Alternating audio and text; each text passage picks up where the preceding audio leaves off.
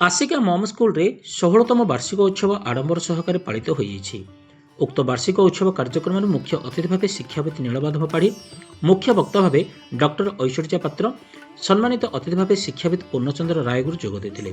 प्रथमे अतिथि माने प्रदीप प्रज्वलन करी कार्यक्रम को उद्घाटन करथिले। परे परे मम स्कूल प्रिंसिपाल प्रतिमा पात्र अतिथि परिचय प्रदान करथिले।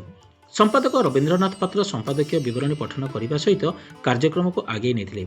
चापमुक्त और बोझमुक्त शिक्षा मम स्कूल सबुबले चेष्टित बोली कहिथिले संपादक रवींद्रनाथ पात्र।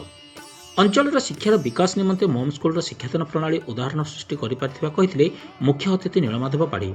एही स्कूल मु पाठ पढ़ी प्रतिष्ठाता और समस्त शिक्षक शिक्षयित्री मानक सहित मिसिला पर जानिपारि कि जीवन में सफलता पाइबापी हेले मान को नियंत्रण करने सहित कठिन परिश्रम करने को पड़ो। आम भितर लुचिकी थिबा शक्ति को आमे जानिपारिले निश्चित सफलता मिलियो बोली निज वक्तव्य कहिथिले डॉक्टर ऐश्वर्या पात्र। चापमुक्त और बोझमुक्त शिक्षा स्वतंत्र ध्यान देवा सहित छात्र छात्री मानक सहज शिक्षा प्रदान निमंते अनुष्ठान प्रयास को साधुवाद ज्ञापन करथिले शिक्षाविद पूर्णचंद्र रायगुरु।